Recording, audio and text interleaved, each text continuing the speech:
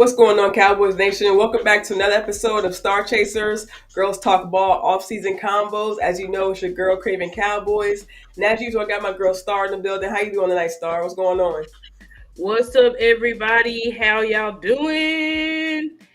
We finally made it. Yes. Finally made it. I'm trying to see if I can get this thing going live on my Instagram. I don't know if it is or Yeah, not. I forgot about that. Yeah, I guys. think Tonight we decided to hop on Restream tonight, you guys. Trying something just a little bit different.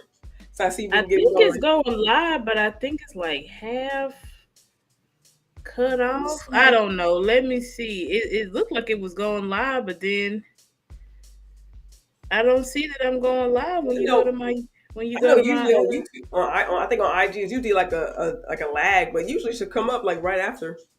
Did it actually connect the It channels? said, yeah, it said it's connected. It says it's streaming right now, but I don't see it. So JV, what's up, everybody in the chat? Glad to see it. Yeah, See what's going on, y'all. everybody? Thank you for joining us Sorry, tonight. I'm just trying to see if I can fix my Yeah, shout out to to be everybody in the able building. to Side, of course, in stream the building. on And I saw the Instagram. new uniform y'all decided to roll out. I mean, hey, I guess y'all, got a quote unquote new team. Y'all gotta look new. New uniforms. Who this? You know what I'm saying? I understand Oh y'all. my I god. understand. Talk about the Texans, Yeah, boo. That's what I say to right. that. What's going on, Boo. JC? Very good to see you, fam. What's going on? Happy to see you. Tavis in the building. What's going on, What's fam? up, everybody? Glad to see everybody in the chat tonight. That's crazy. Now we were just talking about you, Keystone Star. Were we just talking about Key's sleeper file right before Yes, we hopped on here? Like literally. yes, we are. 'Cause I Yes, was we just, were. yeah, we were because I was talking about how I'm not, we all know Stars like just the upcoming guru in this draft lane. Like she be teaching me, y'all. I was like I said before we hopped on here, I was telling her, look, I'm gonna keep it real. I'm never been a huge draft person just in general. I really it took me a while to get a hang of the NFL honestly, and just getting used to the players on our team, let alone other teams in the league, and just keeping up with that. So now I kind of got a handle on that. I'm slowly getting into the draft. I had a few names on my list, but I'm still growing. I'm still learning. I'm still, just kind of getting just the hang of it. But yeah, we were literally just talking about you, Key, how like you be on point with the sleeper files. Even the big names that are out there, even some of the names that other people don't necessarily know about. Mhm. Like you really be spot on with it. So shout out to you, shout out to Jay Tuck, shout out to Star, shout out to Boss Cowboy. Everybody just really be really on their stuff, especially on this part of the season where, like, as we discussed last week, it's kind of the slow part. We not a lot of people are tapped in, things like that. But for these guys to continue to, just to continue to hump throughout the whole year is just is really commendable. Absolutely. Keystone, like Mickey said, Keystone be having those deep sleeper files. You know what I'm saying? I got some sleepers. I be having people that I watch because the way I do my draft evaluation is different. I kind of do it by the school where I go. When I watch a school, I'll look up how many players are have declared from that school, and then I'll watch all the players at once. So yeah, I'll probably do it. My draft process is different. I know some people just like zero in. It probably takes me a lot longer to do that because I'm like writing notes per game. I'm still figuring out how to make my life a little bit easier with the draft process. But yeah, I'm excited because I got a lot of prospects. I've watched a crap ton of film over these past couple of weeks, just trying to get caught up on prospects.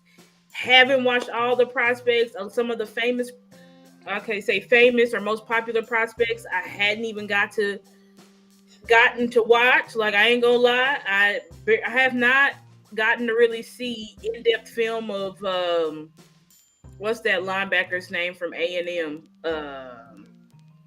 Cooper. I have not gotten in-depth film, but I know he's a dog. Everybody say he a dog or whatever, so I'm gonna trust. Yeah. Cooper, so I'm gonna trust.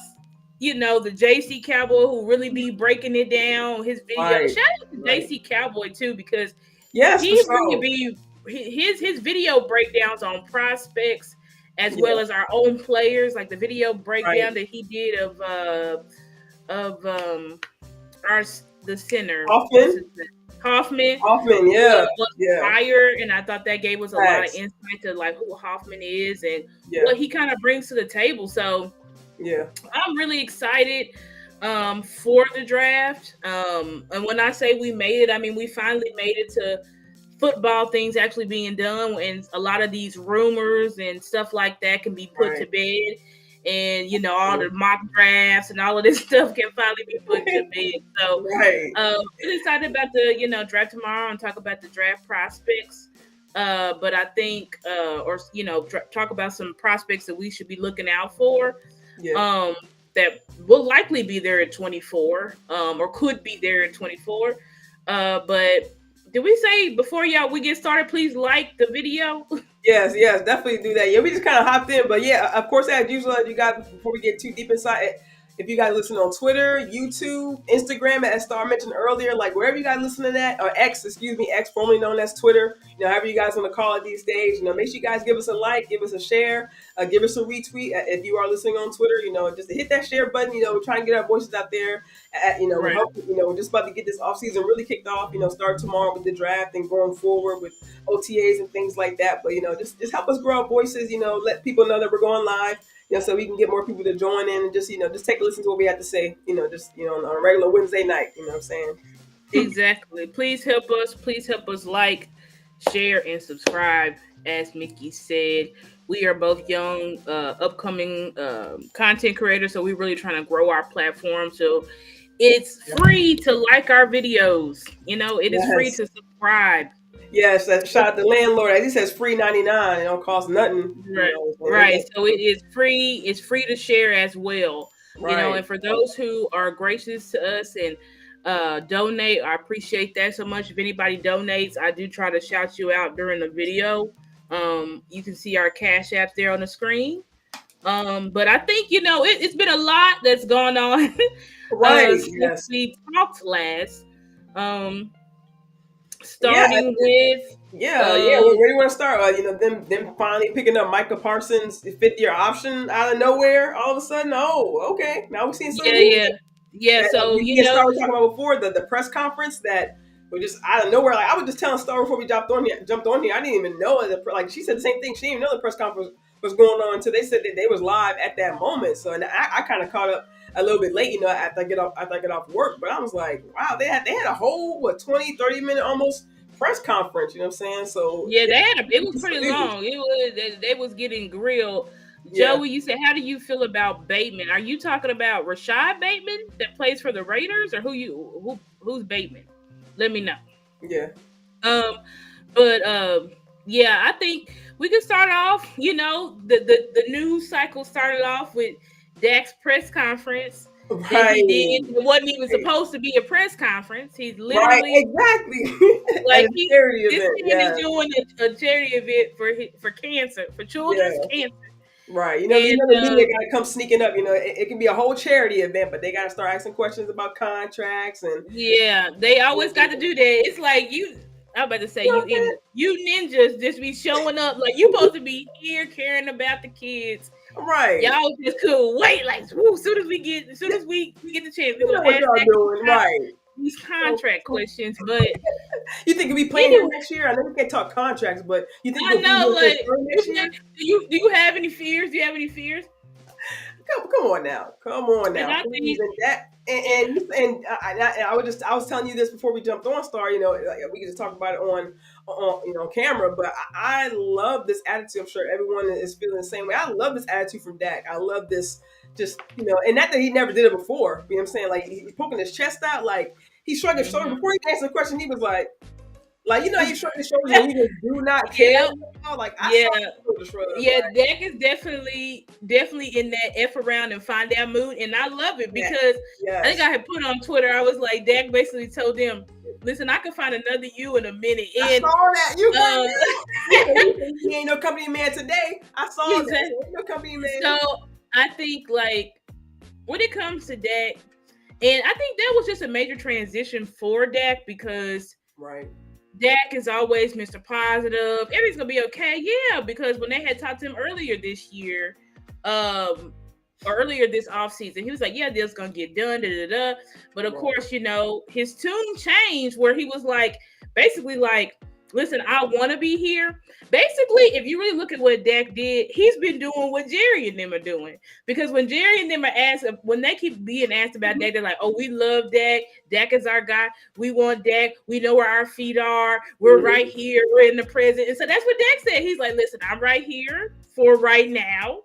Right. And you heard that right. The key words. Exactly. I'm right here for right now.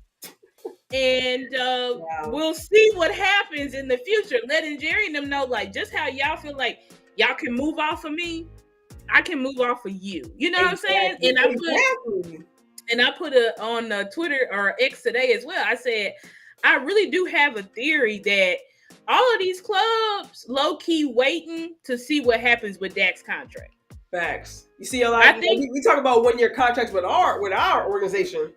I was surprised to hear, the Steelers signed Russell Wilson only to 1 year. Russell Wilson. Yeah, Russell Wilson in 1 year. They didn't take Justin Fields' option. So it's like all these clubs, they don't want to get tied down. They're not trying to get tied down. Right. You know why they're not trying to get tie me down? Mm-hmm. Exactly. You know why they're not trying to get tied down, because they trying to get in on a potential 2025 Dak Prescott sweepstakes is what they're trying to get in on. Every team is coming off a runner-up MVP year. Exactly. That's touchdowns. I mean, what are we talking about? Like, what are they rubbing hands? We like up everybody else. Like, I'm trying to say, like, we hyping up everybody else for real. If we keep messing around, and like I said, I love this attitude from Dak. I love this feeling that he's giving off. Like I said, he's always been, respectable and never. He's not even being disrespectful now. He's just saying, like you said, Star, like, hey, like, he's being real. But then like you said, he's always been like, okay, for the Cowboys, I want to push the Cowboys. Cowboys this, Cowboys that. It's always this. It's my favorite team. I don't want to go nowhere. Cowboys don't think about another team. Exactly. Nothing. Exactly. But guess what? For right now. Exactly. Okay. That whole tune changed up. I'm like, what? Like, I'm tearing up. I'm like, I don't know how to feel right now about Dak potentially leaving. I don't want to talk about it right now because it's not. I ain't trying to put it out there, but it's like, for Dak, like, I just love that he's like kind of coming off his humbleness a little bit. Like, hey, like, right, exactly, and he should. He should. He got to start walking out with his chest out, because it's like Dak. At this point, like, you know who you are. Right. Like, you are that dude. Mm-hmm. You are that dude. You are that ninja. You know what I'm saying? Right. You are one of them ones. You are a top 5 quarterback in this league. If Jerry and Steve want to be dumb and play games, let them play games. Because, like I said, that's everything I got from that Star. It took common sense. Glad to see you, Common Sense. I haven't seen you in here in a while. Glad to see you. But as I was saying, like, Dak got to stop acting like stop trying to let Jerry and Steve, y'all trying to act like y'all son and me. Like right. I need y'all. Like, I need y'all to be real with it. Like, exactly. I'm trying to tell you, if Dak were to hit the open market in 2025, I keep saying you would be shocked the amount of teams that reach out. Right.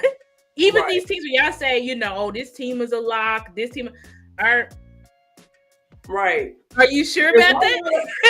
There's not. I'm for sure, but I don't know about other quarterbacks who have no trade clauses in their contract. So I'm sure a team will waste no time to be like, okay, you go ahead and get going.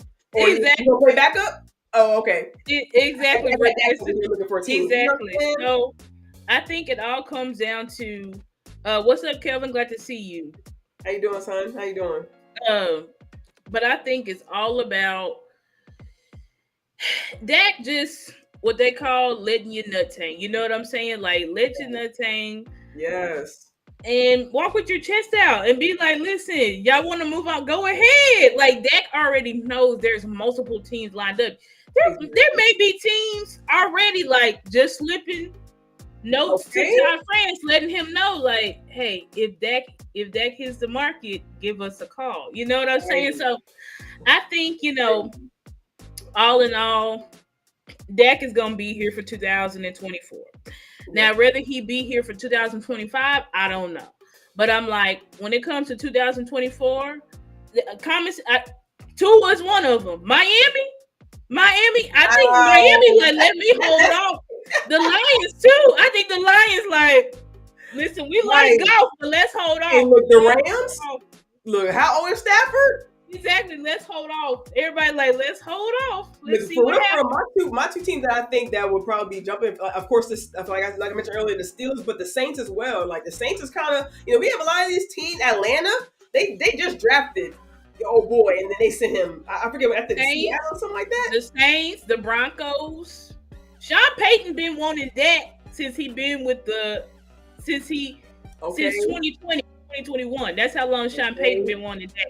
Like, you guys really don't understand. Like, Dak is top level. Right. Don't let internet trolls fool you. Like, Dak is top level. Don't let NFL coaches and NFL franchises' eyes. And I think many have their eyes set on what are y'all doing over there? Because they are praying Jerry and Steven let Dak walk. They're like, please do it.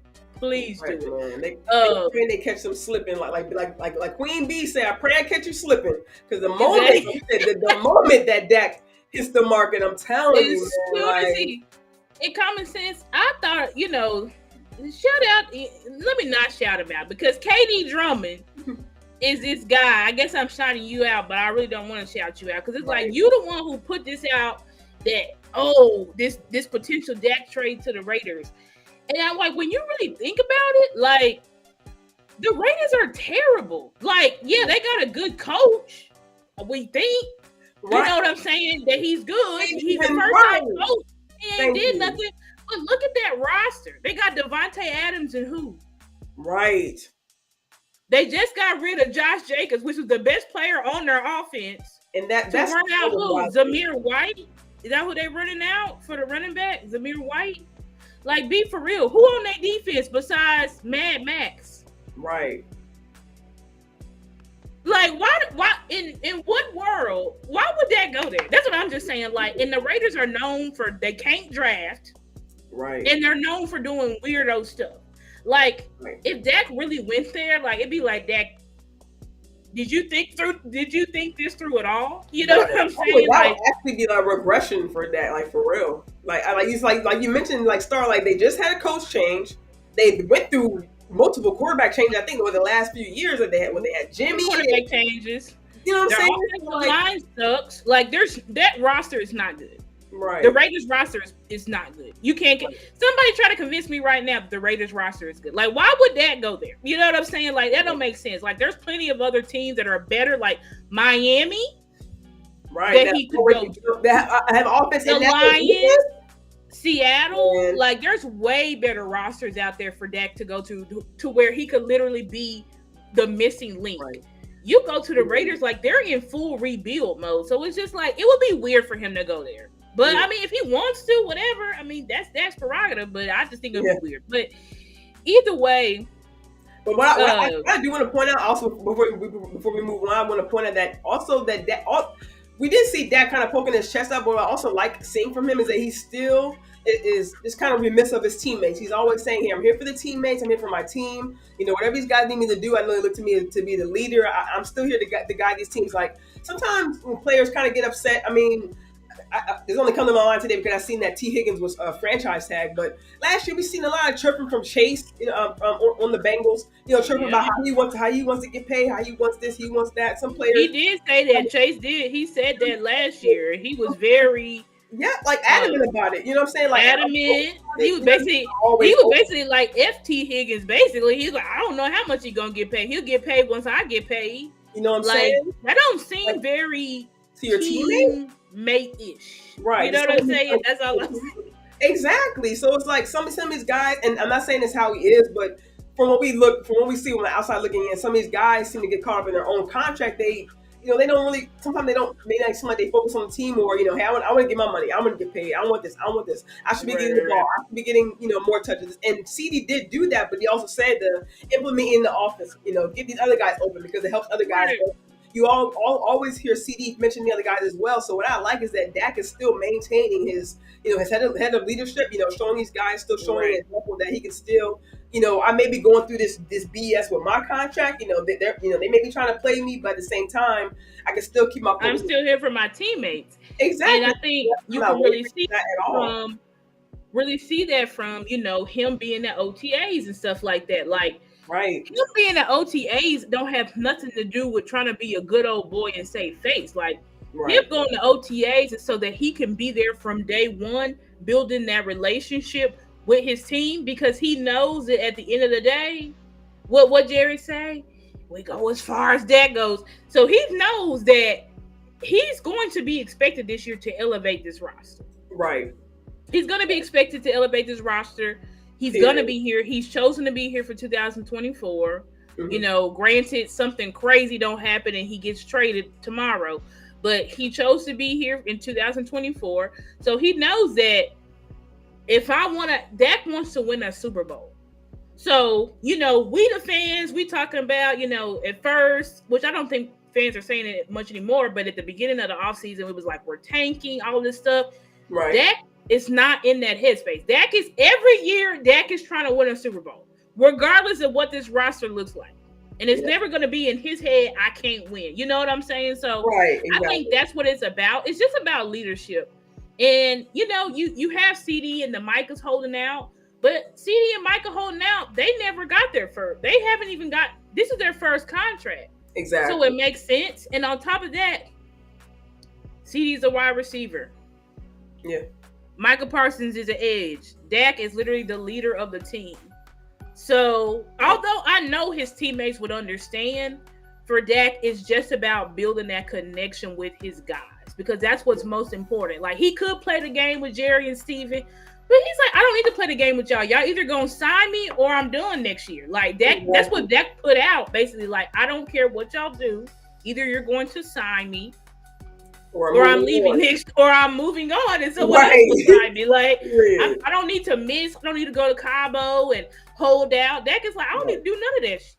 You gonna sign me or you're not. Like, and I like that attitude, because it's like you're in control. You don't need to let Jerry and Steven control your actions and behavior. Exactly. And he's putting out for people to see it too, letting people know that I'm not letting these two guys try to play me. Like, you know, you guys listen to them if you want, but you know what I'm saying, at the end of the day, like, what really threw me for a loop is, like, you know, we all talk about how the contract isn't done, they haven't finalized, you know, the big three contracts, but when Dak actually came out and said, hey, when the real talks begin, I'm like, come on now.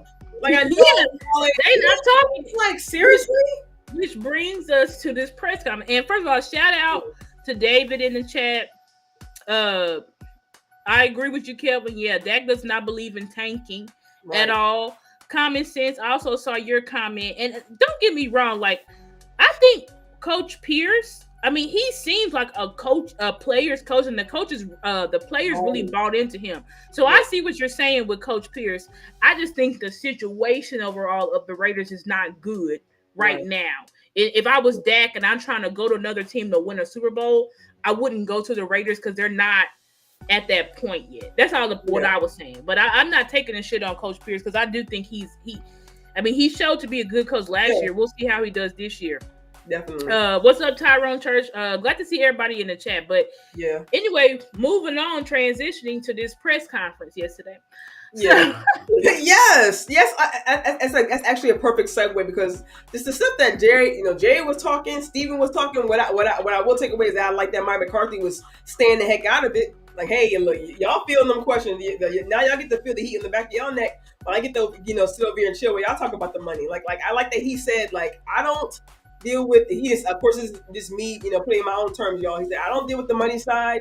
I let y'all deal with it. My job as a head coach, and this is just part of what he said, my job as a head coach is to make sure these guys are, know their position, know the scheme, translate it, to amongst the coaches and amongst the other players, and get them, down with the scheme, learning how to, work well together on the field, let these guys handle the financial side. Just, like you said, it's not just one player. It's not just one guy who can get it done. It's all these players. And what I like what he says is that each player is a part of the whole entire plan of being put together a team, put together things like that. Like, he's saying it's not just one player. And of course, he can point it out directly and say it's not just Dak, it's not just CD, it's not just Mike, it's not just about these three guys getting signed and, that's the answer. I like that he put hey, it's, these guys, even the young guys, like he said, the young guys coming on that we're going to get, as late as this year, just coming on this year, these guys are still going to be a part of the plan, but we can't go in, saying, okay, the draft is going to fix our problems.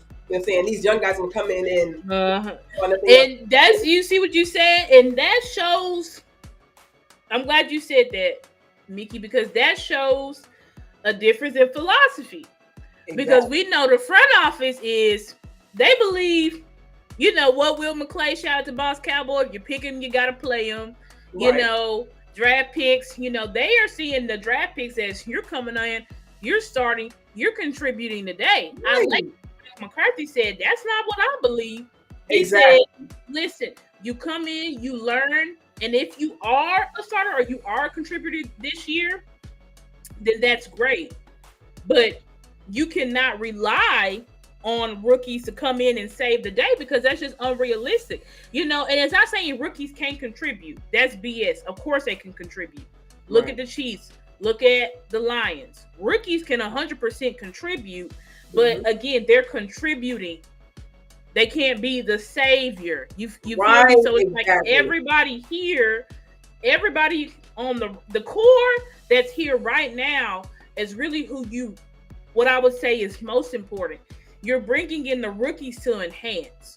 So it does show a different philosophy, but I do think that Mike McCarthy, he talked a lot about, when he did talk, about competition, and now he wants competition in all of these rooms, and he wants guys that he said to come in, like with the offensive line and with the running back room. He's like, I want guys to come in today, and the guys that we pick, you know, in those early rounds, these are guys that we are hoping that when we pick them, they made the room better. Right. They made the room better. So I do think that, you know, last year was considered like a futures needs draft, but I do think this year we are drafting for it right now. And you know, Mike McCarthy, he has to, because he's not extended. Right.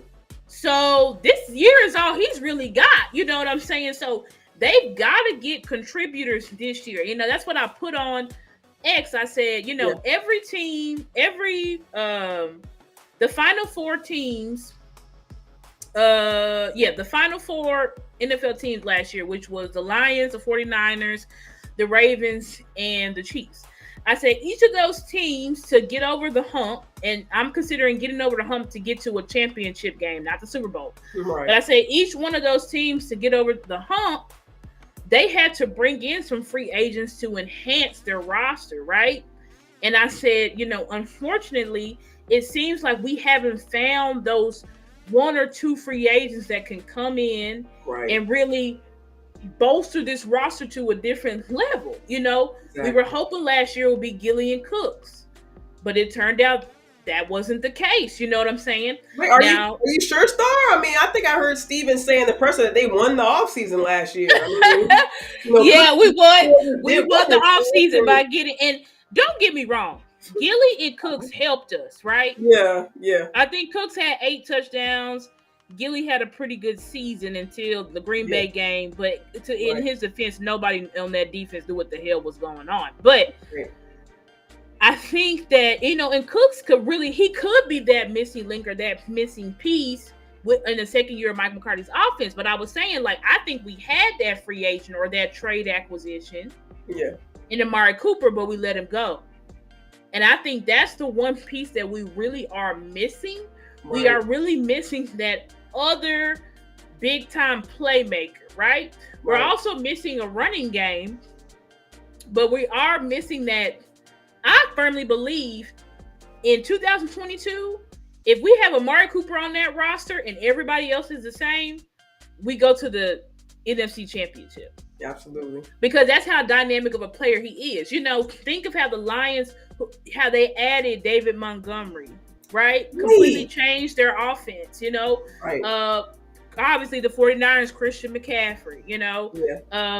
Chiefs, you know, they add in free agents and draft picks and stuff like that. They have no problem in free agency. Like their offensive line, they're constantly, like, every 2 to 3 years, the Chiefs is signing a new offensive lineman, because that's where they put most of their value in the team building, in the, you know, off-season trade acquisitions. But when the Chiefs won their first Super Bowl, who did they add? Frank Clark, Mitchell Schwartz, which was and both of those guys had like Pro Bowl, All Pro years the year that they won Super Bowl. So I think the Cowboys right now, and I said Eric Kendricks. I know many people are not that excited about that acquisition, but I'm like, we really haven't had a true Mike linebacker since Sean Lee. Right. Exactly. You know what I'm saying? Like Jalen Smith, he played it, but he wasn't a true Mike, and neither was LVE. Right. So it's gonna be to see our defense have a true Mike linebacker. It's gonna be very interesting, especially with this core that we have, to see how does it really impact us and help us, right? But I said, even with that, even with Brandon Cooks and Eric Kendricks, whatever, we still gonna need more help. So that's why I'm glad that it seems like, based off what Mike, Jerry, and Steven are saying, is that we are drafting for right now. We're not drafting for the future. Right? Because there can also be rookies that come in, like Jahmyr Gibbs, Jameson Williams, that can come in and help your roster tremendously. So go ahead. No, I think that's a huge point you make. And that's actually something that Jerry actually pointed out in the presser himself. And actually got kind of course, not upset for real, but just kind of ticked off because, of course, we know Jerry likes to have his comparisons where, well, if you don't have that one particular guy, it'd be like we talk about free agency. Instead of getting this one particular guy, we got 3 guys over here. Who we wouldn't have been able to get if we didn't get this. We didn't get rid of this one guy. But my first thing that popped up in the back of my head was, well, yeah, you got 3 guys over here who we quote unquote said was the same in talent, but they may not have the same talent. The one guy over here, like you mentioned, could really bolster up the roster, and that's to make a huge difference. Right. And that's the Marshall's philosophy. Yes, that's how Jerry and Steven think. They think that, we could get this one great player, right? But why would we get this one great player when we can get 3 players? It's like we can get 3 players for the price of one. And it's like, okay. And he's like, I get it, right? Because he's like, it's better for the aspect of availability. It's better financially. Right. I get that because say you do spend all this money, you get Derrick Henry. That was a big free agent that the fan base pretty much wanted. And then Derrick Henry goes down week 1. Then it's like, what I'm saying? Exactly. So I get it, but what I think is that I really don't have issues with bringing in Marshall's free agents, because I think a lot of times the Marshall's free agents that we do bring in are contributors. They do help. But the problem with the front office as well is they play the politics game where they favor draft picks, some draft picks, not all, but they favor some particular draft picks over. So it's like you brought in these free agents to come in and contribute, but you're not really letting them get on the field. Exactly. So it's like you had a Dante Fowler here, who was a former first-round pick, had Pro Bowls and stuff, but you barely let him see on the field because you wanted your 4th-round draft pick and Dorrance Armstrong to stay on the field. Right, exactly. And now look at Dorrance Armstrong. On to the Washington Commanders. No, right, exactly. So it's like at the same time, I don't mean cut you off, but at the same time, when you're not letting that other guy on the field, they're only getting practice experience, or they're only getting camp experience. So they're not getting game-time experience. They're not getting live reps. And that's the only way you can grow is if you get live reps. That's the only way you can get better. So that's really the issue with, because Will McClay is a mastermind. I mean, he strikes gold. Undrafted free agents. Right. Yep. The lower round draft picks. I mean, he finds all pros. So Will McClay is really that dude. But I do think that there are some positions where it's like you can't really go cheap or you can't really go rookie here. One is a middle linebacker. 2 is a defensive tackle. Right. Those are 2 positions where it's like we can't really use a rookie for these positions. These are positions where you need experience. So that's the one, we were saying, where's our gaping holes as far as our roster is really D tackle. Yeah. I would say D tackle and running back, right? D tackle and running back are the 2 positions that's like we need dudes at these positions. Yes. We need dudes. I'm tired of this run. We tried the running back by committee. It's not it. It's not it. You know what I'm saying? No. And I think if you look at these other teams, you can have a duo, but you need a dynamic duo. You need a Jahmyr Gibbs and David Montgomery. You can't have Tony Pollard and Rico Dowdle. That's not gonna work. No. Especially when coming into last year, especially when Rico didn't have that much game experience himself. Right. Like, it was a disaster. It was like, this is not gonna work. Exactly. And even coming to this year, I think I saw right before we hopped on, they were meeting with Zeke's people tonight. Shout out to Zeke. He gave us shout out to Zeke. So and just like you said, Star, I guess they're probably thinking the same thing the night before the draft. Like, or do we really want to go running back by committee? And it's not like they forgot about Zeke. I'm sure they just going along with the plan they had before. But for whatever reason, they signed Royce Freeman. But you're right. So they're still meeting with Zeke. I'm not mad at that, but I just feel a little bit weird about that because you already signed Royce Freeman, and I know that he's probably going to just be a camp body. But if you're going to do that, why not meet with Zeke, earlier and sign with him? But I'm sure they have a plan, going on. But like you said, Star, just going into this draft, like you mentioned earlier, those two gaping holes that we have at DT and running back, like those are positions that you can't just have. Yeah, you can like you mentioned, Jahmyr Gibbs did come in and he showed up for the and even. I forget his name right now. I think Bijan went to Falcons, and he did his for the Falcons as well as a rookie. So you mentioned rookies can contribip, but you don't want, like you said, you don't want to go into a year. We can't count on them. You can't depend on a rookie. That's the problem. Like, you can, if they come in and they helping and they're an asset, great. Yeah. But like Mike McCarthy said, you can't come in dependent saying these rookies are going to fill these holes, right? Because you don't know.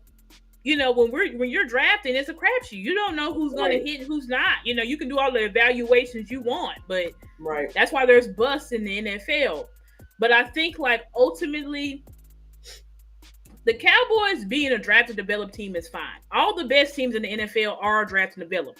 That's the only way you can be sustainable as a team, right? It's to draft and develop but we have to find that one or two free agents. And like I said, it could be Eric Peters. It could be Brandon, because I don't know. But we've got to find those one or two free agents that can help bolster us and push us what we call over the hump. You know what I'm saying? So that's that's the one thing that we're really missing. You know what I'm saying? And I feel like if we just there's just a piece missing. I don't know. And it probably is, because if we can stop the freaking run, yes, we can win in the playoffs. Right. But the problem is, like, we haven't been able to stop the run.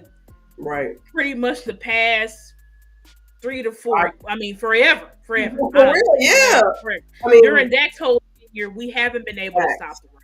Oh my gosh, sorry, I don't mean to cut you off, but that's another thing that kind of pissed me off a little bit, what Jerry was talking about during the meeting, during the pressure, because it's like you mentioned earlier, like, all the pressure is on Dak. But like you talked about earlier, Mike is saying that not one person can do it all. And we heard Jerry in the pressure saying, like, well, Cooper was 5-1 against these teams and this, that, and the third. So the teams that Cooper didn't beat, we need Dak to beat. And, another thing he said, during Dak's whole career, he's been blessed with having, a standout roster, I forget the exact words he used, but pretty much having a standout roster. And he pretty much and that's what kind of gets me about how they, like you said, how they project, how they feel about Dak without necessarily saying it. But of course, I'm sure everyone else got it. Like, they're saying that, Dak pretty much we needed all this year to get the job done. And then Cooper coming in with his little 5-1. And, Dak just needs to do what Cooper does and beat the teams that Cooper couldn't beat. But at the same time, like you mentioned, two different philosophies. You have the head coach saying that it's not a one-man team. It's not something that the quarterback will do carry on his back. Like you said, I guess it's just crazy. Jerry and them, this is the issue with Jerry and them. Like, they believe, and to Jerry's point, everybody got upset about, Jerry saying that as you have, like, more players that are top heavy with the cap, the supporting cast is not going to be, you're going to have to diminish it. Right. And I'm like, yes, in theory, that is true. Look at what the Chiefs have done. right? Like they've stripped Patrick Mahomes down to nothing. They realized, like, listen, you got Kelsey, we got Pacheco on a rookie deal. We gonna keep fixing the offensive line, and that's it because we can't afford. They just let their All Pro corner go. They let Tyreek Hill go. You know what I'm saying? So they're not lying. You know what I'm saying? They're not telling lies. Whenever you have look at what happened over there in Cincinnati. You know what I'm saying? Like it happens when you have your. But I mean, in theory, when you have a top flight quarterback, your top flight quarterback, he can make it work with different. He can make it work compared to a rookie quarterback. A rookie quarterback or a quarterback on the first 4 years, they need loaded teams. Exactly. Because they don't have the experience and all of that type of stuff. But as you get better and more experience, you don't need a loaded roster to be great. You know, yes, there are teams that did it. The Rams did it. The Bucks did it. Yes, they did do it. They went all in. They bought every free agent possible. Right. So yes, you can do it, but you don't have to do it that way to be successful. You know what I'm saying? But the issue with Jerry and Steven is you never loaded the clip. You never, when Dak was getting paid like $2, that's my problem with Jerry and Steven. When Dak was getting paid like $2, you weren't loading the clip. You talk about we surrounded Dak with some of the best rosters in football. When and where? Right. 2016 defense was terrible. Allen Hurns. And I don't care what the defense was ranked that year, they was not good. Because it was clear. Once we played the Packers, it was like, this defense is ass. So, moving on. 2017, we didn't even make playoffs. 2018, we was sinking deep in sin, and then Amari Cooper came, and then him and Dak hit it off. Yep. And we almost got far that year, but our defense faced all these injuries and got historic numbers put on them in the playoffs, which is crazy. By a guy off the couch. But yeah, two 100-yard rushers in the playoffs is crazy. So that's crazy. Amazing roster. Then 2019, you had Amari Cooper and Michael Gallup, and I don't even know who the third wide receiver was. And Cole Beasley. I think Beasley. I think he left in 2018. I think he went to the Bills. I don't even know. So it's like, but the defense wasn't great in 2019. We didn't make the playoffs. Then you move into 2020, the worst defense in franchise history. Then you move into 2021. Okay, that was a pretty good defense. I'm not gonna lie. Like, it was a pretty solid defense. We had like a top 15 defense. We had pretty good offense, right? But the issue with that was our coordinator at that time, right? Our offensive coordinator, who is an idiot, you know what I'm saying? Like, you had Kellen Moore, who didn't want to run the ball. Didn't want to run the ball and didn't want to target Amari Cooper and CeeDee Lamb in a playoff game, okay? Then you move into 2022, you take Amari Cooper away, you got Dak week 1 rolling out with Dennis Houston and Noah Brown. So it's like, Jerry, stop the cap. Training camp bodies in week 1. Week 1. It's like, Jerry, stop the cap. Come on. Dak has not had he's had one of the best. It's like, stop it. Right. Dak has consistently gotten better, and that's why we've been relevant all these years. Right. But if Dak was mid, these rosters aren't going anywhere. I think it was from Green Bay. I forget his name right now. Randall Cobb. Yes, that's who it was. That's the Randall Cobb. And Dak resurged his career, got him a bag in the with the Texans. So it's just like, Jerry, stop the cap. And went back to Green Bay for another year. So come on. Right. It's like, no, you did not. You've never loaded the clip. You haven't surrounded Dak with no super talented rosters. His offensive line been a mess since 2016. Been a mess. Right. It's like, shut up, Jerry. They pretty much lying. Like you said, they pretty much put out that they're not. I mean, we already know that they were really doing things off season. But for like you mentioned earlier, like for Jerry to say that now that's going to have to diminish, quote unquote, his supporting cast is going to have to diminish now. It's like, what were you really doing before? So now you're just exactly. And that's what people are getting mad. And I don't want to annoy y'all in the chat. I think somebody said about the offensive line. I do think we do need to fix the offensive line scheme 100%. I think Solari was a little bit outdated. Yeah. And I think they did bring in somebody to come and help us with that. His name's Steve Shimko from Boston College. Okay. I think we brought him in to help coordinate the run game because the run scheme was bad last year. It was not good. So I agree with that 100%. I mean, we're going to get a good running back. And a good running back can make up some for terrible blocking, but not all. So we definitely going to have to fix the scheme if we want to be effective in the run game. Yes, but absolutely teach them not to switch too much, but actually absolutely teach that running back pass blocking, because that's the reason why it was such a big hit when Zeke left, because in Pollard as well. Not him leaving, going to the Titans. It's like, okay, so not trying to knock Rico. Rico was decent, but we definitely need a running back who's going to be able to pick up that, be able to pick up pass blocking. Absolutely, especially with us losing Tyron. So that left side is going to be even more, just a little bit more unstable for Dak. So to have a new running back, a new left tackle, depending on what they do with Tyler, of course. So and then having a new center, having to build that chemistry. Although they may go with Hoffman, they do have some kind of repertoire going on so far, but. It just putting that much around Dak, what I'm saying, just trying to get to my point about just putting that much newness, quote unquote, around Dak, and for you to be saying like, well, Dak has always had this, quote unquote, right? It's lies. It's lies. Like that's not true, Jerry. Right, now I will say this. Just finish my point real quick. Just saying that you're using it as an excuse to take away the talent around him, literally around him, that surrounds him. That front line is supposed to be protecting him. It's just like they're not only playing with Dak's money, but they're also, kind of just in my opinion, just kind of playing with him his career, really, because you don't do your quarterback like that. Then you take away the talent around them and to use him as an excuse to why you're doing it. Yeah, I think this is the problem. Is what Jerry and Steven is saying is what happens, but it's like no one says that. Like the Chiefs don't get up and say, like we're gonna have to cut. We're gonna have to take Tyreek away. We're gonna have to take L'Jarius Sneed away because we're paying Pat all this money. It's like they only say that bullshit. Excuse me, Lane, but they only say that bullshit for the low-minded fans. But it's like Jerry and Steven, like if y'all cannot sense the temperature of the fans. Like, they kind of talk to the fans like we're still these clueless idiots. And it's like, yeah, maybe 4 or 5 years ago you could say this, but it's like the fan base is fed up. Right. Green Bay broke this fan base. Honestly, Green Bay, they didn't break us. They opened our eyes. Thank you, Green Bay. Green Bay opened the fan base's eyes. So it's like now you can't just be saying stuff to us like it's all wee-woo. And they only say that stuff because they're trying to get the fans to calm down.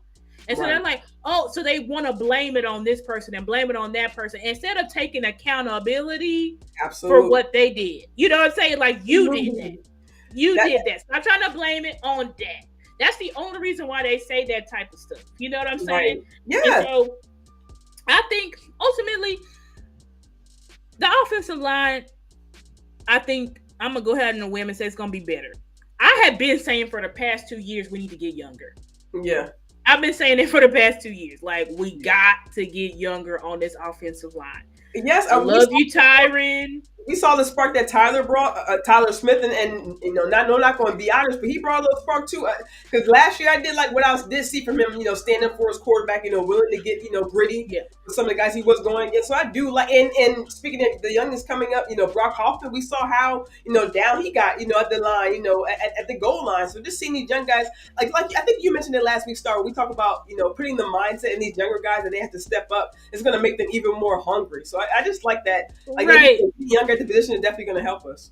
Right. Like, we need to get younger. Thank you, Tyron Smith, for your services. I'm hoping to God, this is Zach Martin's last year with us. Right. I love Zach Martin, but Zach Martin is slowly but surely declining.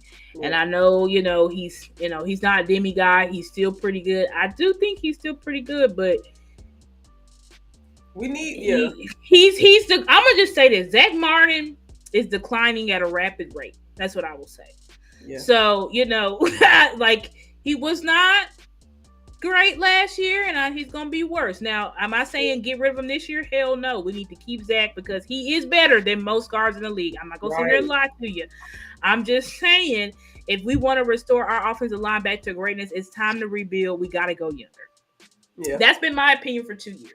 So with the offensive line, we're gonna go younger. And really what they mean by diminish is that we're going to rely on young players. That's what they mean. Like, we're going to sign CD, but the rest of the guys is going to be young players that we believe are going to have to step up. Right. And it's like, Steven and Jerry, that's been what we've done. All you've done is sign what cracks me up with Jerry and Steven. It's like, Jerry and Steven, y'all really trying to act like y'all trying to say, oh, we so broke. And I'm like, broke from what? Right. We don't sign. We don't. Last year was a real first offseason where you guys really made. And that was via trade, though. Like, we don't spend money. We've never spent money in free agency but for Marshall's free agents. Exactly. Like, so basically, everybody get mad. Last one, wasn't it? Cooper? Yeah. Like the last major contract, and then they didn't even want to re-up on him.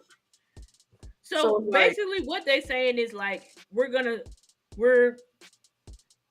do what we've always done, draft and develop. You know what I'm saying? I just wish that when Will McClay brings in here talent from the USFL and the undrafted free agents and shit like that, like let the coaches coach, stay out of it. That be the problem. Right. But you know what? I am glad because that wall that Steven and them used to be like, he needs to be on the field. That don't exist no more. So I do think truly this year we are going to have real competition in every spot will be earned this year. Because we don't have that wall or enough bodies to block this player or block this player. It's like, no, we ain't got that. So it's like the young players. Yeah, we did lose a lot. Not a lot of starters, but we lost some very important guys and a little bit of the depth that we had backing up those starters. So like you mentioned, guys, Star, a lot of these young guys will have to step up into those positions that they played last year. And like a good thing, we do have some guys go back to their original position, so that'll get their mindset, a little bit more calmer and help it, a little bit more steady in the position that they are going to play. Like we have Marquise Bell, I'm saying, go back to his original position. Damone Clark, won't be so, just bogged down. He's not going to be in the Mike position because that is not his position. Exactly. So, I think. Yeah, go ahead. Yeah, go ahead. I'm sorry. No, I'm just saying that with Jerry and Steven, it's like, don't get so upset, fans, Cowboys Nation, about what they say. Look at what they do. Because they say a lot of stuff, but it's like, listen, only way, is CD going to be here next year? Yeah, okay. Is Brandon Cooks going to be here this year? Yeah. Is Jake Ferguson going to be here this year? Yeah. Okay. Is Tyler Smith going to be here this year? Yeah. Is Zach Martin going to be here? Is Terrence Steele going to be here? Yeah. Okay. Are we going to draft a rookie running back? Yeah. Are we likely going to get us a very good rookie center or guard or tackle? Yeah. So it's like, we're fine. You know what I'm saying? Yeah. Really, on the defense, we're fine for the most part, besides that D tackle position. Right. But regardless, like, we've got to be able to stop the run and run the ball. Yes. But with Jerry and Steven, like, their philosophy, we got to wait for the leaves to fall and stuff. Yeah, not trying to reset the market and all. It doesn't make sense, Cowboys Nation. It does not make sense. Okay, but this is their way. They have trauma. It's Steven, trauma from the Zeke contract. Right. Brandon and the Lyle Collins and the Brandon Collins. They have PTSD from those contracts. Right. Because they paid all that money. And Lyle never played the same after that. Exactly. We paid Lyle and then he missed 2 seasons back to back. Mm-hmm. You pay Zeke, and after we paid Zeke, it was just decline. And decline. And some of it by their own doing. Some of it by their own doing. Paying Michael Gallup right after he got hurt. Paying Terrence Steele.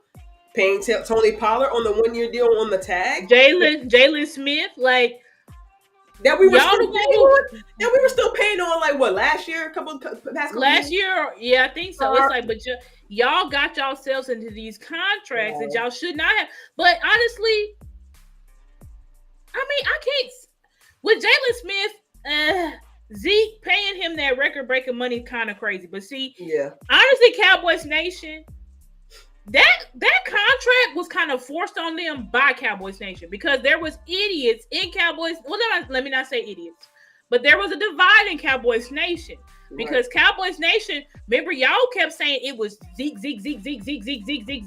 Everything was Zeke. It didn't matter what. Dak was irrelevant.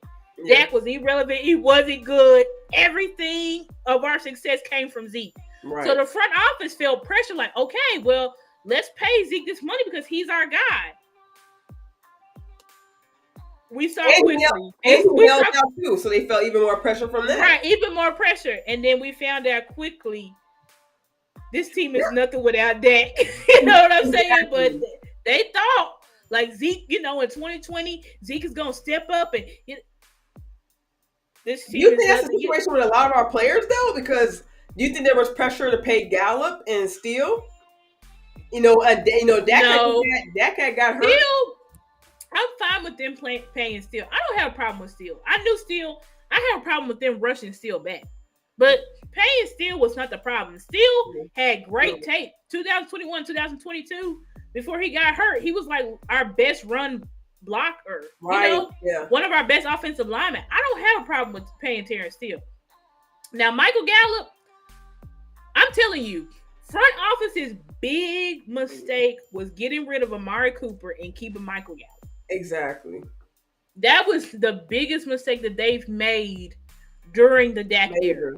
Everybody else that they've let go or like Lyell, you couldn't predict that. Like Lyell was good. He was good.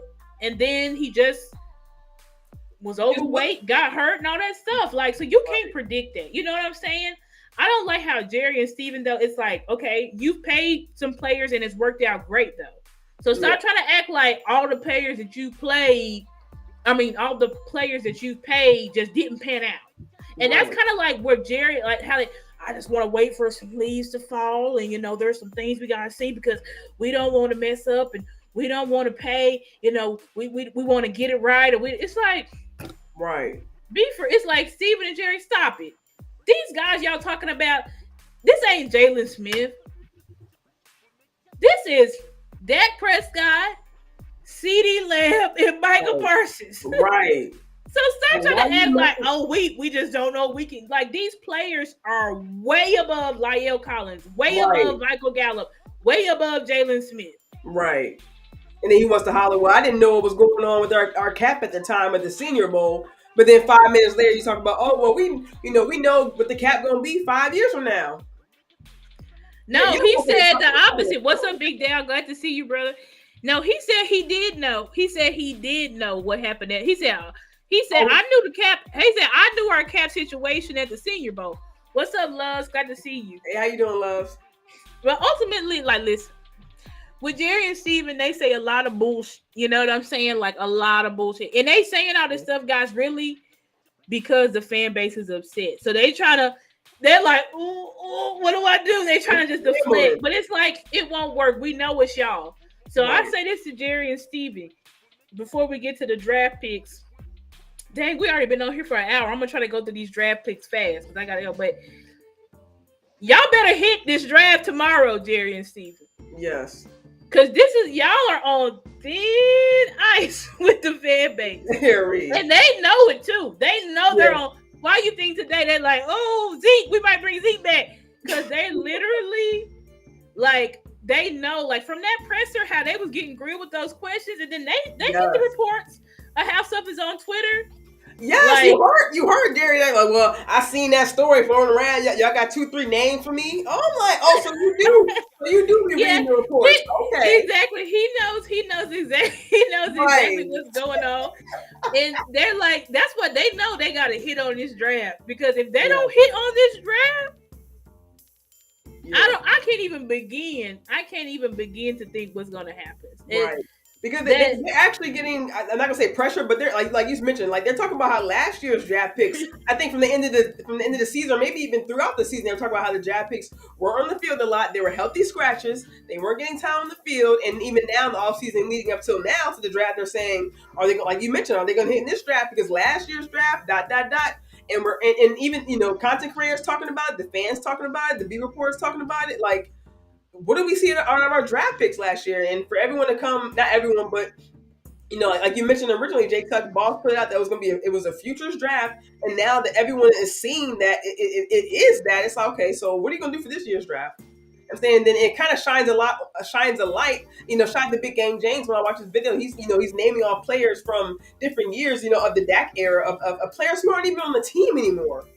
So it's like, have you really hit in the draft? Like you guys are thinking you're getting. You guys are thinking you're getting. The issue with Ben though is that you're not the. First of all, that's an indictment on Dan Quinn, because Dan Quinn did not develop anybody while he was here. Right. And then you have guys like Connor McGovern, who we really developed. We really developed Connor McGovern, but we didn't allow him to stay here because you have his true position is right guard. You have Zach Martin. You're not going to get rid of Zach Martin for Connor McGovern. Now, you could have if you were smart. Right. You could have, but you didn't. That's the problem. Yep. And I know people, there's mixed views. Like, can we really draft? Yes, we can draft. Because a draft is a crapshoot, guys. Like, we're getting all pros in the 5th round, or we're getting, we always have contributors. Whether they're still on this team 4 years from now, okay, you can say that about us, but go look at everybody else's team. How many of their draft picks are on their team 4 or 5 years from now? You're not going to re-sign everybody. You're not going to extend everybody because everybody ain't that good. They serviceable for now. Then you move off on them. So I think the Cowboys are, for the most part, pretty good on draft, especially when they just go after the talent and don't really draft for needs. Carl, I will say this. Yeah, it's a lot of Cowboys fans like Carl. Like, if Jerry and Steven, I'm trying to tell you, if they don't get this draft right, it's gonna be bad. Yeah. So they better. That's all I'm gonna say. They better get this draft right. And it loves. We all have given up on or lost faith in Jerry and Steven. Like, well, honestly, I never had faith in Jerry and Steven. Right. Like you mentioned earlier, we knew that was making the picks. Right. Dak, do on the field. We know it's the coordinator, the coaches and things like that. Who I trust. Yeah. The only person I really trust on this team through and through is Dak Prescott. The rest of them is like, right. I don't know. They're going to have to show up and show out, because in big moments, everybody on this team just has a problem. And I don't know if it's just the pressure of being a Dallas Cowboy. I don't know what it is. But in the biggest moments, we've really struggled. And, maybe that's because we didn't have the right coaching. You know what I'm saying? Right. I think maybe, we really don't know. This whole year is really going to, this is really the year it's going to expose, because we do have a hard schedule. So, all we can do is just take it game by game. See what happens. Yeah. That's all we can do. All we can do. Very much so. New coaches, partially new roster. We have, and it's not just the guys coming in this year for the draft. We have the guys last year who didn't get a ton of experience on the field. So they're going to spend that time reaching out to those draft picks and the draft picks coming in from this year. So they're going to have to almost double down on coaching, try to catch everybody up. Because like we mentioned earlier, with the stars that we have lost, and also some of the depth that we lost as well. Yep. So I think, what they're doing, I think what they're doing is an experiment. I mean, we about to see. That's what I'm saying. We about to see. Yeah. Betting on the red shirts. Yeah. Now, granted, there's a lot of red shirts that we've been wanting to see. It's like, I'm excited. I'm excited, but it's also scary because it's uncharted territory, and it's like, is this really gonna work? Right. I think the only way it really works is I think it can work like the Chiefs, like the Lions, but you got to let the coaches coach. And this year, I think they're going to be forced because, like I said, they let all that wall, all them free agents that left, they're gone. So that wall that was keeping all the young players blocked off, that was keeping free agents off the field, I don't think that they can do that this year. So I think we're going to see everybody this year. Yeah. That we've been wanting to see. Now the issue is, what are these people gonna look like? Because we don't know. Exactly. That's what's scary. Like, we don't know it because we ain't seen them. I just think that, ultimately, but I am excited. I'm not gonna lie to you. I am excited to see the young players.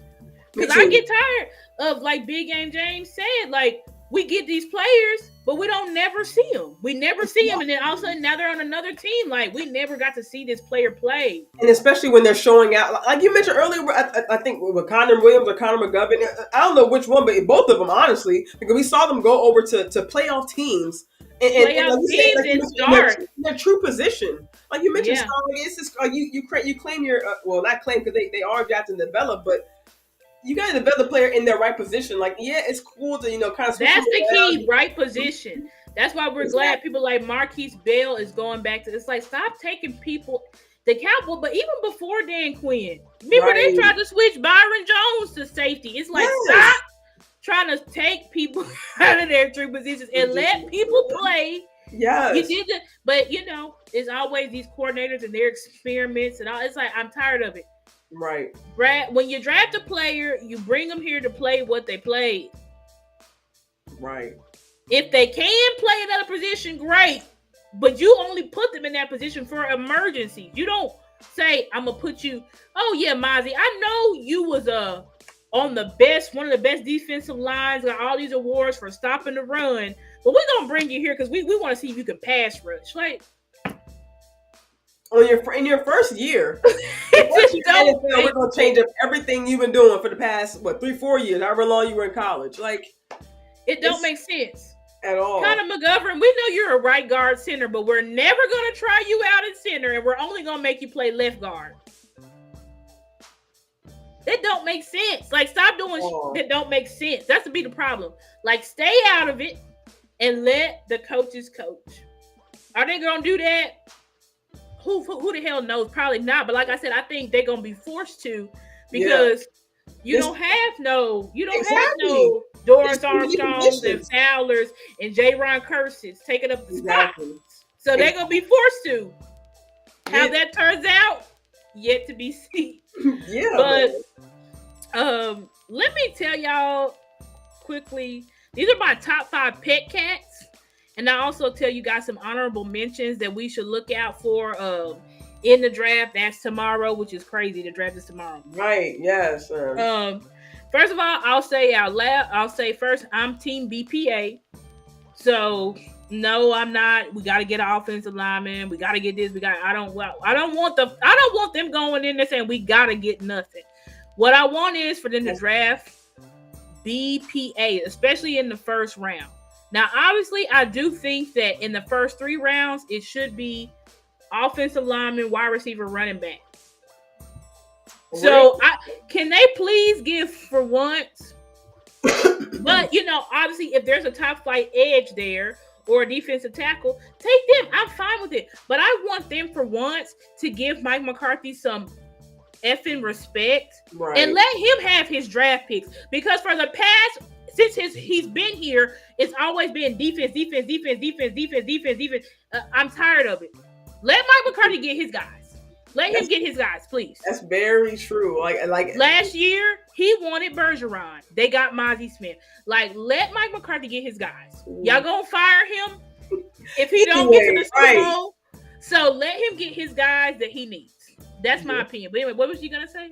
No, I was gonna say, like, I agree with you because even in this draft, I was still just, like I mentioned last week, I was still just a little bit more defensive heavy just because we do have Mozzie down with the shoulder and I just our D line is just really a lot of guys we lost over in the offseason. So I just kind of want to help that middle line a little bit, but I do agree with you. Like, we definitely have to. It's definitely a huge point that the lack development with the players that Dan Quinn have gotten. Because like we mentioned in the show last week, I have to go over them again, but just all the guys that we've lost over the past few years that because of lack of development, we were able to keep. A lot of guys, and there's most of it's on the defensive side of the ball because it's been Dan Quinn that's been controlling the damn draft for the past 4 years or 3 years. Sorry. So I'm glad that he's gone, and I really hope that they give Mike what he needs. Right? We go BPA. As for one tech, we're gonna have to get a one tech in the free agency once these June 1st cuts because we can't depend on rookie one tech. Anyway, exactly. Like you mentioned earlier, depend on them. Rookie anyway. And they keep saying Zimmer is big. It's all about big interior, big body. So we're gonna see because right now we only got, as Carl said, Mozzie and Carl Davis. Right. That ain't gonna work, and that ain't gonna do it. So I don't even think he saw the field now on our team, I don't even think he got on the field last year. So he's still trying to learn the defensive scheme and get chemistry with these players. So he's gonna be learning right along with the rookies coming in anyway. So we're just like you mentioned, Star. I think now that I'm thinking about that, you said that it is kind of probably a better idea to get in free agency as far as the DT because yes, we do have Mozzie down, but depending on the rookie coming in round one or not, you know what I'm saying? They're gonna be shopping I know Carl, like what you saying, but they're gonna be shopping in the June 1st cuts. Steven already said that. Yeah. And Zimmer, I mean, obviously Zimmer, you on a 1-year deal. So I mean you can F around and not get no veteran DTs that's worth a damn, but I mean you're only screwing yourself. Like I don't know. So I mean we'll see what they do. That's all I can say. We'll see what they do. There's of course, rookies that can come in and contribute, but they're not gonna be the guys at the defensive tackle position. It's just not how it works. Mm-hmm. Those positions they gotta cook. They gotta cook. Well, Carl, I will say this. Sorry, what'd you say? Go ahead. I'm not gonna say. I was gonna say I'm with you with that wide receiver pick as well. Like I wasn't really looking too much at wide receivers because we I don't know if we mentioned this on camera, off camera. We do have a lot of wide receivers, but the room is deep. Is like you said, we don't have the big names. So I would love, like you mentioned last week, just a big name to be able on the other side of the CD to be able to just give him a little bit more, just give him a little more pressure and be able to free up CD as well. Yeah. And Carl, we just gonna see. We're gonna see. But they can get you in the June 1st cuts because these people are desperate. They're looking for jobs. That's all. That's why they go into it in the first place. And I guarantee you, there could be some veterans that are way better than Carl Davis. You know what I'm saying? But we'll see what happens. I don't know. But the defensive tackle is the one position where it's like I don't know. Everything else you can pretty much get in the draft, but with the defensive tackle.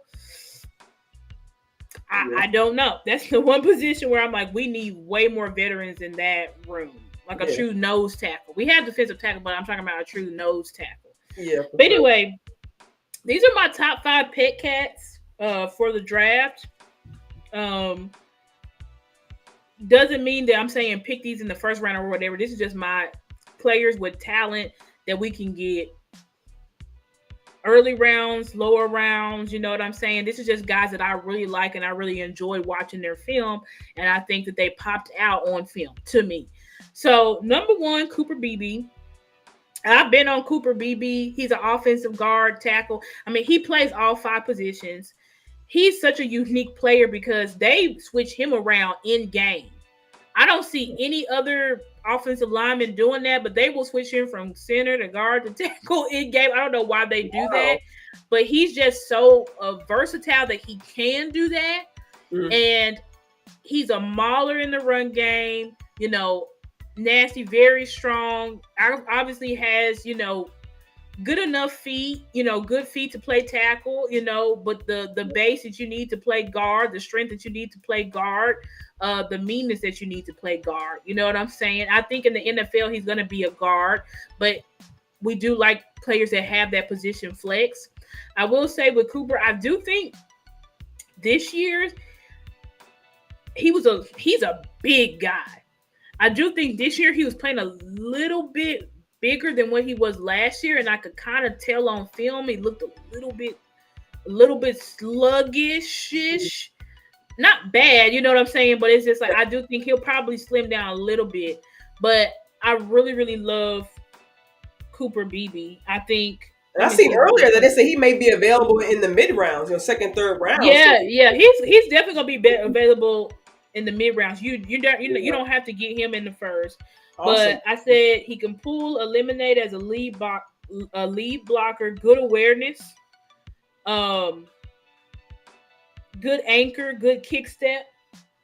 I did already say he looked a little bit slow, so I'm like he might need to lose some pounds, but good wide base, bulldozers in the run game, good feet. You know what I'm saying? Mm-hmm. Sometimes he can set a bit high, with tackles and guards, they'll set a bit high. And when you set too high and you don't anchor your base, you can get thrown off. So that can happen to him occasionally. And in the game that I was watching, he was kind of struggling to sustain some blocks, but I've watched multiple games on him. This is just the games that I watched this year, but last year, he was phenomenal. So I do think this year he might have just gained a little bit of weight. And I think he also got hurt a little bit. Not any major injury, but just probably like a nagging injury. But ultimately, he's been my pet cat since last year. So Cooper Beebe, he can play both sides. He is a dream in an offensive lineman. To me, this is a dream in an offensive lineman. So Cooper Beebe. Now, number 2 I have on here is Trey Benson.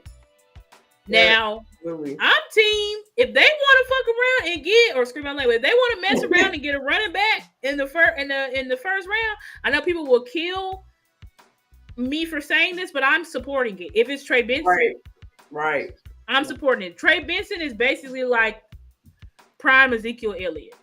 That's my comp from him. My comp for him. Prime Ezekiel Elliott 2000. When you talk about a guy that come in and ignite this offense, it's Trey Benson. Now, I will say this as well. Other backs that I'm high on, that other than Trey Benson, is also Blake Corum. Blake Corum from Michigan. The guy his game speed is just, I can't really explain it. I feel like him and Marvin Harrison Jr. have some of the best game speed, and they just look faster than everybody. Blake Corum is the type of running back, literally he makes one move and then he's off to the races. But he's not just like a Tony Pollard where he's a home run hitting back. He also can get those 30 yards. He also runs with power. You know what I'm saying? But Trey Benson is also all of that as well. The power, quick step, can block, home run hitter, finishing through. These are running backs that quicken space, make man's missing space. These are running backs that are a problem. Also, Ray Davis, he's a problem. You know what I'm saying? So, but I do think my top 3 running backs is Benson, Corum, and Jonathan Brooks. But Jonathan Brooks got hurt. Right. And so I'm out on him in the first 3 rounds. I'm sorry. I can't do it. He just tore his ACL in November. He's not gonna be who he is till next year. And I just don't have time for that. I think he's great. I think he's a great talent.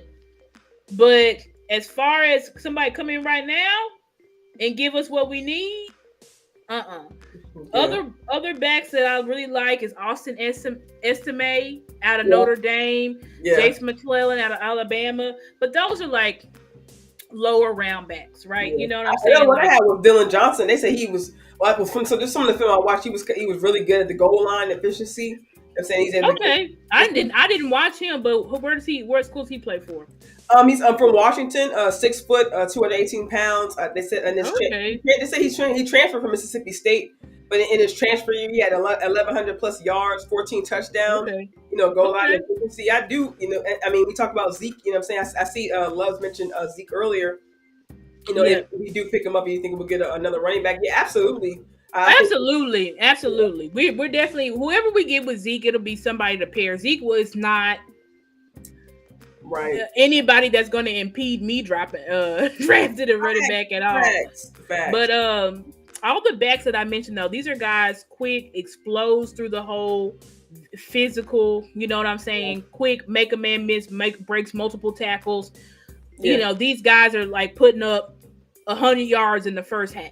That's the caliber of backs that I'm talking about. As far as Blake Corum, Trey Benson, and Aldrich. With the Aldrich SMA? Was he a third no, one? not SMA. Jonathan Brooks. Brooks. All three of those guys are like top notch. But I do love Austin SMA's film. I think SMA is a great back, good complimentary back, physical. You know what I'm saying? Can catch, can block, and stuff like that. But I think those three that I named are like the premium backs. But like I said, I am out on Jonathan Brooks because of the injury. Exactly. But if he wasn't injured, I wouldn't be out on him. I'd also say now number 3, JD Bertrand from Notre Dame. I don't think a lot of people are high on him because I guess you could say that he is a liability in coverage, but this guy is an enforcer. And an enforcer is somebody who sets the tone, right? Yeah. So he lives in the backfield. He lives to come up and hit. He's a leader, right? Very physical. The block, that true Mike that you need who can set everybody up, who can shed blocks and all that type of stuff. If you want somebody to come in and learn under Eric Kendricks, he's a great candidate, right? He's an amazing candidate. You hear his name 100 times a game because he's always there. He's the first one to the spot. He's making the tackle. Great pursuit. Tackles through the ball. I love JD Bertrand. Like he popped off the screen to me. As I said, do you want him in coverage, covering hook to flat? Not really. You know what I'm saying? Right. He can cover the hook, but the flat or long speed, like them trying to catch a running back, him trying to catch a running back from behind is not happening. He's not that guy. You know what I'm saying? So no, he does not run a 4.4. He is not Damone Clark or anything like that. He's a traditional though, downhill Mike linebacker. I also like his buddy Maris Leofow. Love him as well. Okay. Maris Leofow's a really he's more of a Maris is a guy that I feel can play more hook to flat. He doesn't have long speed as well like JD, but he's got such a big wide frame and he does have that mentality because he's learned under JD Bertrand, fill your gaps, hit, shed the blocks. You know what I'm saying? Like, and this is what we need. We need guys that can shed blocks. We do not need any more wheel linebackers. I'm gonna catch you up, and guys who are willing to step up and hit instead of wait for the ball to come to them. Like you said, it's very important. Right, that's what I'm saying. Fill gaps. Yeah. Like we can't do with any more hesitant Harrys and guys who don't want to come up and make tackles. Right. We need guys who can also shed and get off a block because too many times we saw not Wanye, but Damone Clark and Marquise Bell just get wiped out. Right. And if I'm seeing a linebacker get wiped out on film, I'm instantly like, I'm out on you. I do not want you. We got enough of those on our team.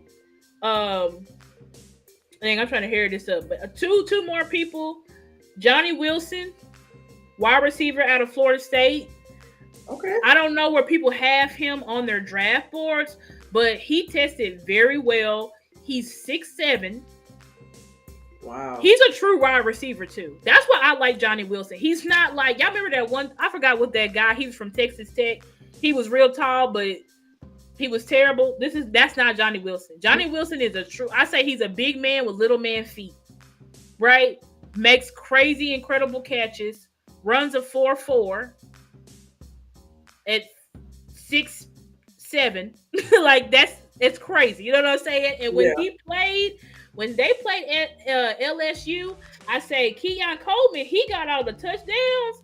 But when it came to who was getting all them yards and all them catches, it was Johnny Wilson. Okay. And that's first. You go ahead. No, I was gonna say and last year they brought in Bryant because of his size. So do you think that he could be like another compare a comp type for him? As far as being a tall, big body receiver they can bring possibly, but I think he's way taller than Martavis Bryant.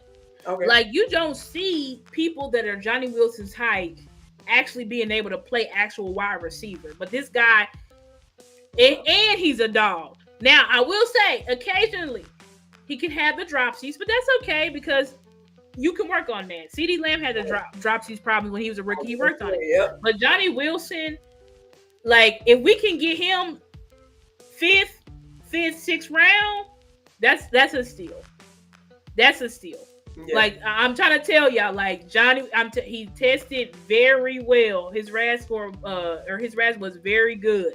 So look out for Johnny Wilson. This is from Florida State, and then my last one, is Dominic Puny from Kansas. KU, Kansas University, the Jayhawks. When I watched his film, it gave me flashbacks to who my favorite offensive line last year was, which was Broderick Jones out of Georgia. Mm-hmm. Dominic Puny, Bob said it on his show. He got cornerback hips. Like, look at this is my notes on Dominic Puny. Let me see what I said. Looks very fast in space. Good base. Looks to bulldoze and run game. Good turn and seal. I said looks to set a bit high sometimes, but it doesn't get him in trouble. And I think that's because of his athleticism and his strength. High awareness. Picks up blitz. Quick feet. Good kick step. Looks like quickest off ball. Looks to bulldoze and run game. Right? Huge gain in run game behind him. That means when I say that, it's like you can run behind him all day. I literally said that. Can run behind him all day. Gets out in space with a quickness.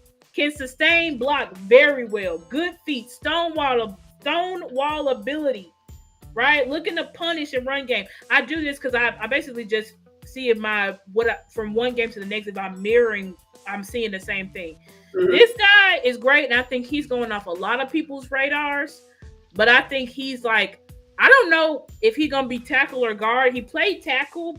They might say he's a guard in the NFL, but he's a person he can play both because I said he's got feet like a dancing bear. And that's exactly what I said about Broderick Jones last year, where it's like, this guy he's probably the most athletic tackle or offensive lineman, I would say, in the draft.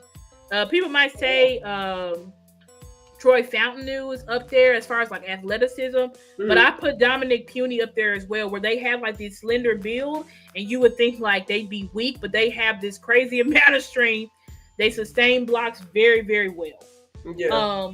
And then honorable mention as well is Cedric Van Pran out of Georgia. Yeah, I had.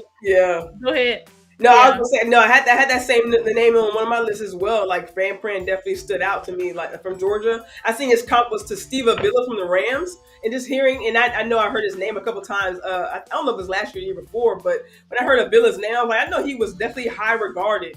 Coming out in his first year.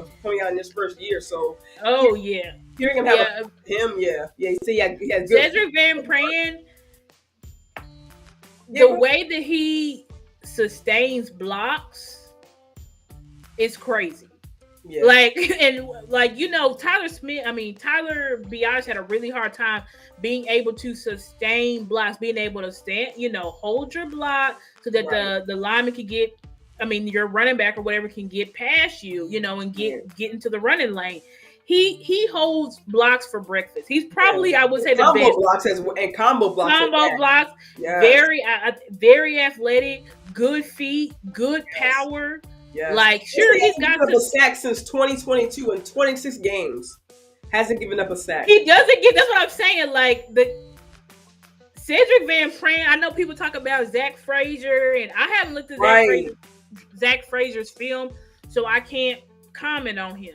Right. I'm gonna try to watch a little bit of his film probably tonight or tomorrow. And Frazier's also coming off an injury from last year, I believe, too, a fibula or something or coming off a surgery on his fibula from last year. So that's also Zach Frazier. Okay, I didn't know that. Yeah. But Cedric Van Pran, he's the truth.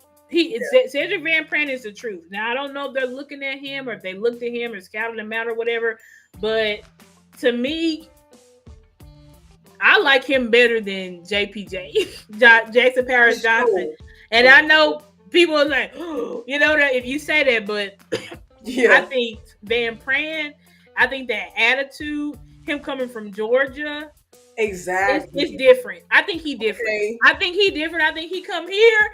I think he'll give our offensive line a totally different. Right, because we already have Bass and Hoffman trying to make a name for themselves, and they already want to play with that dog mentality. So bringing on, like you mentioned, that's a huge point earlier, Star. Just bringing on another young guy with that dog mentality who wants to play hard, who wants to get down and dirty at that line and push some people around. Why not? You know what I mean? So just having three guys right to the middle, like you mentioned, if he can play guard, maybe have him backing up, depending on where they want to put Bass at. If they want to have him at center, or maybe possibly have him replace Martin next year, depending on how long they keep him. But just being, like you mentioned, just being able to have that depth along the whole line, like you mentioned earlier, Cooper Beebe. If we could somehow pick him up late in rounds, I would love. We could get Cooper Beebe in the third. I mean, that's a steal. Cooper Beebe, Cedric Van Pran. I think you're looking at them in the second or third. I know they said that we're looking for a running back.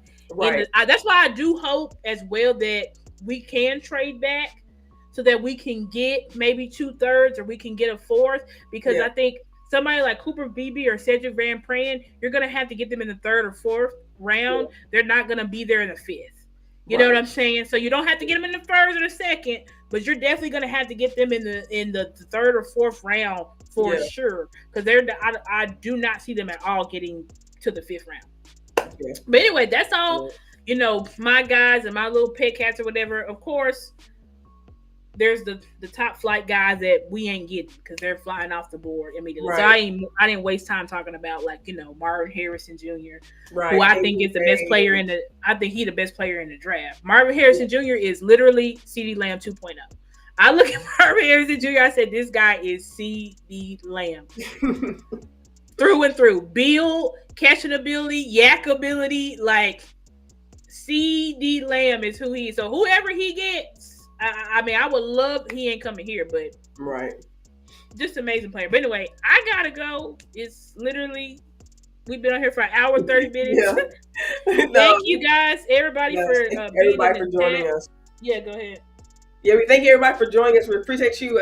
We just heard Star break down, some of her pet cats in the draft, excellently. I might add, thank you so much, Star, for bringing that information to our show, because it just gives people some insight into what we could be seeing tomorrow. I'm completely with Star, y'all. BPA should really be where the Cowboys should be looking at, because like you mentioned earlier, if we go into the draft looking for a need, we may miss out on a BPA. We may miss out on potentially a Micah Parsons, like they mentioned in the presser yesterday. If we could get a player who can bring that, just kind of effect to our team this year, and maybe even multiple players. We do, like I said, we do have the 23 picks from last year who can, hopefully, have an impact on this team. And hopefully just kind of, gel with these 24 picks and just gel with the rest of the veterans who we were able to keep, in the offseason. And hopefully just be able to, kind of gel this team. You know what I'm saying? But hopefully, we'll see, what's going to look like tomorrow. First night of the draft. I think it's it was a 7, 8 o'clock Star. You have to know the start time? I think it's 7. 7 o'clock, I think, is when it starts. Let me see. Draft. Yeah, and on the way out, guys, while she looks that up real quick, make sure you guys, if you haven't already, hit the like button, the share button, the retweet button, subscribe button if you haven't subscribed just yet. We're young content creators, like we mentioned earlier, just trying to get our voice out. And just thank you guys for spending your time, Wednesday evening with us. And you get the time. Yeah, it's tomorrow. Yeah, it's 7 Central, 8 Eastern Standard Time. So. Okay. And on ESPN, right? It's usually on ESPN, the draft. Yeah, it should be. Yeah, it's going to be on ESPN. All right, cool. Well, you guys either heard ESPN, the NFL network too. Oh, and ABC too, right? Doesn't ABC usually stream? Maybe it should be covered on multiple platforms. Yeah. So, or at least for the first night. At least for the first night. So tune in for sure, guys. It's gonna be a movie. Let's pray that Dak doesn't magically get traded to the Raiders, and we can actually have a good draft so that we can have something to smile about as Cowboys. Exactly. Look, we just want to come out this draft and just, we don't have to be on top of nothing like that. We just want to come out with some really great players who can add to the chemistry of this team. And hopefully, we're kind of on a standalone year going forward, but hopefully they can, bring some kind of impact to this team, offense and defense, however way they decide to go. And, we'll just, see what Will McClay can pull out, this year, and hopefully be able to, like she mentioned earlier, Mike McCarthy can get his picks in as well. And then we'll maybe get a peek inside maybe what kind of type of philosophies that Mike Zimmer may have, depending on what players he might want to pick up. So that's going to be exciting too, to see, type of players that we get, because that you'll be getting to see based on the players' traits or whatever, what type of players Mike Zimmer values. So it's gonna be exciting to see what we do tomorrow. Very exciting. Football, yes, football. Football things are a Monday, Star. It's coming. Things are coming back, but coming up for us. That's football related and not BS. But anyway, yes. thank you y'all, guys. and y'all have a good night. Yes, we appreciate you guys so much. See you guys next week.